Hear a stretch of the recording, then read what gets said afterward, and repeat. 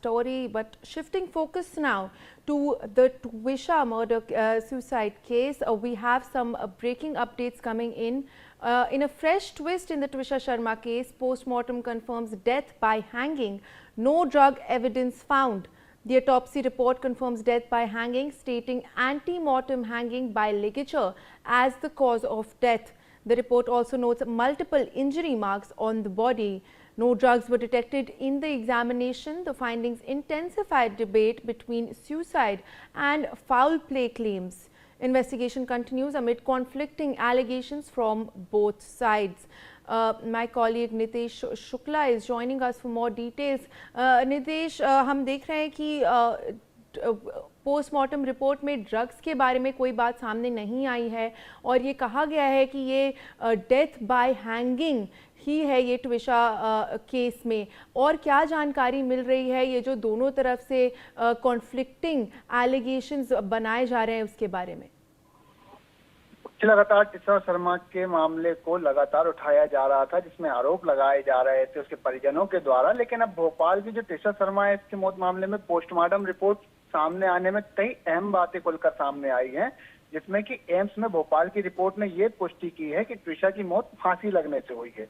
Report के मुताबिक 12 मई को रात 8 बजे उसके साथ हाथ में चोट लगी थी, कई निशान पाए गए हैं शरीर पे, और कुल मिलाकर कहा गया है कि जो बेल्ट था उस बेल्ट से सुसाइड किया गया है। बेल्ट की भी जांच हुई है, पोस्टमार्टम दोबारा से जांच की गई है सब कुछ सारी, और उसके बाद उसकी बॉडी पे निशान मिले हैं। लेकिन किसी भी तरीके का कोई नशे का जिक्र नहीं हुआ है, ना ही नशा किया हुआ था उसने। इस तरीके का कोई ड्रग एडिक्शन नहीं बताया गया है, पोस्टमार्टम रिपोर्ट में नहीं आया। इसके अनुसार एंटीमॉर्टम हैंगिंग यानी कि जीवित अवस्था में फंदा लगने से मौत हुई है। डॉक्टर ने गर्दन के ऊपर की तरफ जाता हुआ लिगेचर मार्क पाया है, जो आमतौर पर फांसी के लिए देखा जाता है। ट्विशा शर्मा की मौत फांसी से हुई। जी देश बिल्कुल बने रहे हमारे साथ। इस वक्त कुछ और अपडेट्स आ रहे हैं। Now a lookout notice has been issued against the husband in the Twisha Sharma case. A passport cancellation process initiated amid ongoing investigation into the Bhopal death case and allegations of foul play and dowry harassment. Nitesh Shukla still with us on the broadcast. Nitesh, हम देख रहे हैं कि अब जो ट्विशा शर्मा के husband हैं उनका पासपोर्ट कैंसिलेशन प्रोसेस इनिशिएट हो गया है, जो इस समय बोला जा रहा है, कई तरफ से एलिगेशंस लगाए जा रहे हैं ये डाउरी हरासमेंट के, फाउल प्ले के। क्या अपडेट है इस वक्त पुलिस का, जो वो उनके हस्बैंड है उनके अगेंस्ट क्या क्या एक्शन इनिशिएट किया जा चुका है?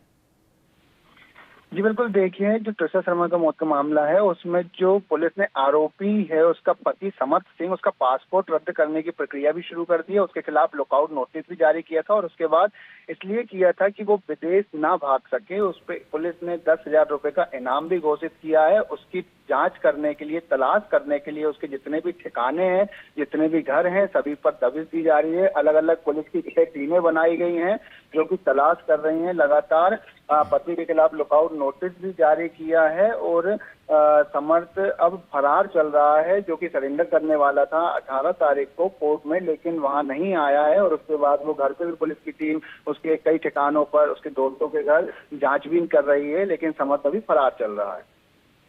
जी नितेश, बिल्कुल बने रहे हमारे साथ। We have some more updates coming in. A local lawyer has reportedly written to the Chief Justice of India and the Chief Justice of Madhya Pradesh High Court seeking judicial intervention and a fair investigation into the suspicious death of Noida woman Twisha Sharma, who was allegedly harassed for dowry. Advocate Vivek Tiwari said that the victim's father approached him through email seeking justice after she was found hanging at her marital home in Bhopal's Katara Hills area on May 12th.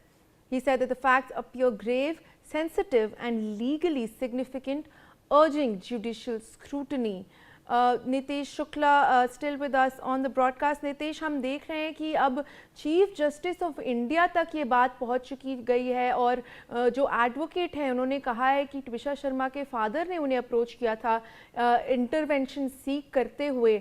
जो ये legal मामला है इस वक्त क्या updates आ रहे हैं इसमें?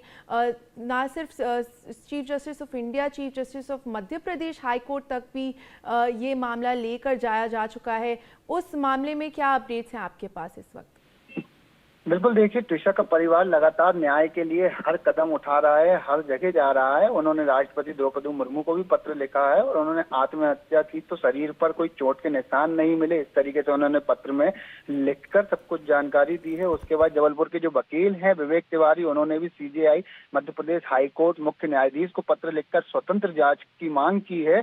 और कुल मिलाकर प्रदेश से अब देश के स्तर का ये मामला बन चुका है। लगातार इसमें न्याय की मांग मांग रहे हैं जो त्रिशा के माता पिता हैं और जो उसकी सास है गिरिवाला सिंह, इन पर आरोप लगा रही हैं कि इन्होंने दहेज प्रताड़ना के चलते हुए इसकी हत्या करी है और हत्या नहीं भी करी है तो इसे उकसाया है कि इसने आत्महत्या करी है, जिसको लेकर गिरिवाला सिंह है वो आरोपों को खारिज करती हुई नजर आ रही है। समर्थ सिंह की तलाश लगातार पुलिस जारी कर रही है। अग्रिम जमानत जो थी वो खारिज हो चुकी है और लगातार ये मामला नेशनल लेवल पर पहुंच चुका है। जी नितेश, बने रहे हमारे साथ। कुछ और खबर आ रही है इस वक्त। Now Bhopal police commissioner Sanjay Kumar has said that the family members approached him and submitted an application seeking